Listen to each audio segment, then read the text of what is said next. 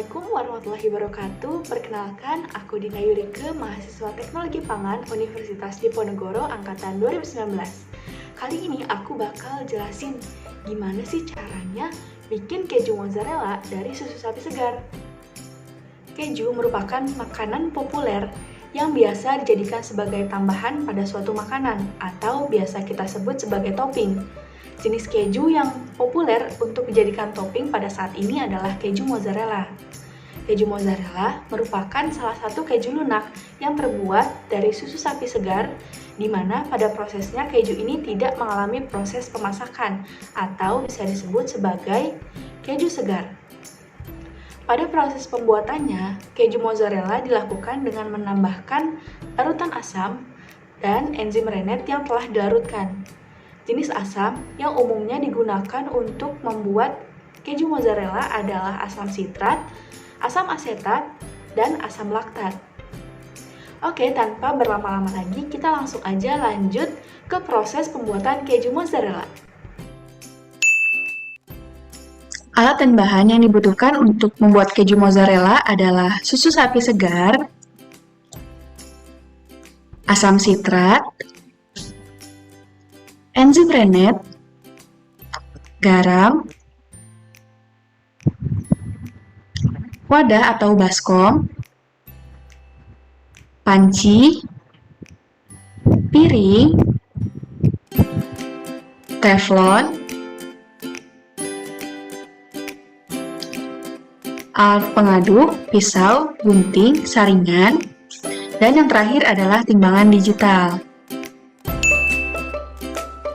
Pertama-tama, masukkan susu sapi segar ke dalam panci untuk kemudian dipanaskan menggunakan suhu 65 derajat selama 30 menit. Setelah itu, masukkan enzim rennet mikrobial dengan konsentrasi 0,02%, kemudian diaduk dan didiamkan selama 1 menit dalam keadaan tertutup. Setelah itu, tambahkan asam sitrat dengan konsentrasi 0,2% untuk mempercepat proses pengasaman. Nah, setelah itu biarkan selama 30 menit dalam keadaan tertutup. Setelah 30 menit, maka akan terlihat ada dua bagian, yaitu bagian padat dan bagian cair. Nah, bagian padat ini disebut dengan curd, sedangkan bagian cair tersebut merupakan whey. Bagian curd dipotong kecil-kecil agar mempermudah proses penyaringan.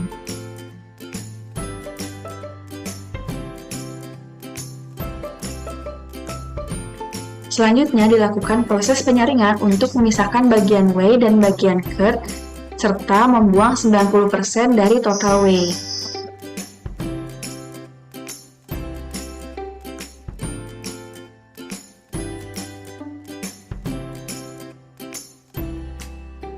Tahap selanjutnya yaitu penambahan garam untuk memberikan rasa asin pada keju mozzarella. Setelah penambahan garam ini dilakukan pemanasan curd pada suhu 60-70 derajat Celcius.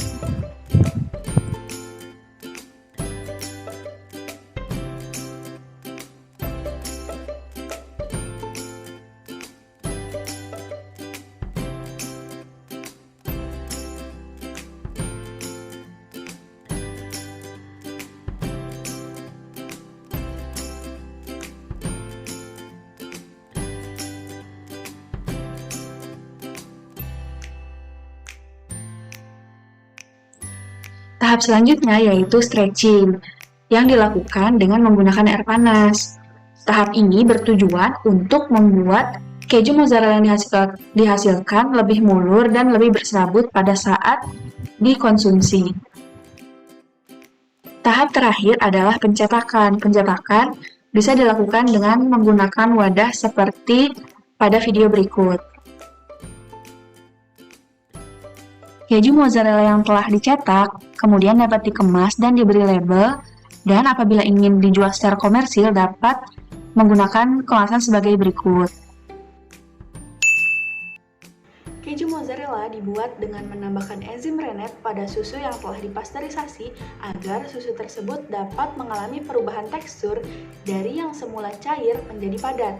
Hal tersebut dikarenakan enzim rennet mengandung enzim proteolitik atau protease yang dapat memisahkan bagian padat dengan bagian cair pada susu, sehingga terbentuklah curd yang seperti ini. Keju mozzarella yang dihasilkan menunjukkan rasa khas yang sedikit asin yang disebabkan oleh penambahan garam pada saat proses pembuatannya. Warna yang dihasilkan pada keju mozzarella ini adalah putih kekuningan. Warna kekuningan ini disebabkan oleh beta-karoten yang larut pada lemak susu. Aroma yang dihasilkan pada keju mozzarella ini adalah aroma khas yang lembut dan tidak menyengat. Tekstur keju mozzarella yang dihasilkan adalah lunak dan cukup meleleh saat dipanaskan.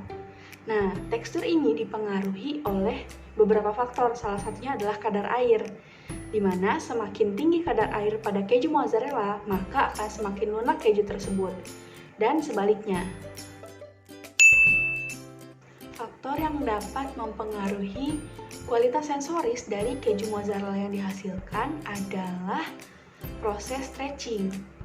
Proses stretching yang dilakukan pada suhu 75 derajat Celcius akan membuat ikatan rantai kasein semakin kuat dan kompak, sehingga keju mozzarella yang dihasilkan akan semakin mulur atau elastis.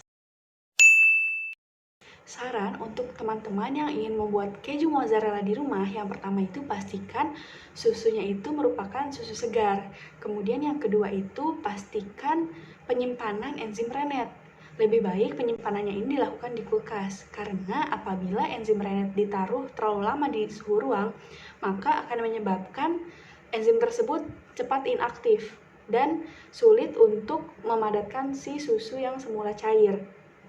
Kemudian yang terakhir adalah pada saat proses pembuatan, yaitu pada saat proses stretching. Nah, proses ini harus langsung dilakukan agar keju mozzarella yang dihasilkan itu dapat mulur dan berserabut saat dilelehkan. Berdasarkan penjelasan sebelumnya, dapat disimpulkan bahwa keju mozzarella dapat dibuat hanya dengan menggunakan 4 bahan, yaitu susu sapi segar, enzim Rennet, asam sitrat, dan garam. Dengan cara pasteurisasi, penambahan asam dan enzim Rennet hingga terjadi koagulasi protein dan pemisahan bahan padat dan bahan cair dari susu, kemudian pemisahan whey, dan yang terakhir adalah proses stretching. Nah, gimana nih teman-teman? Semoga penjelasan tadi bermanfaat untuk teman-teman yang telah menonton video ini. Sampai jumpa di video selanjutnya. Dadah!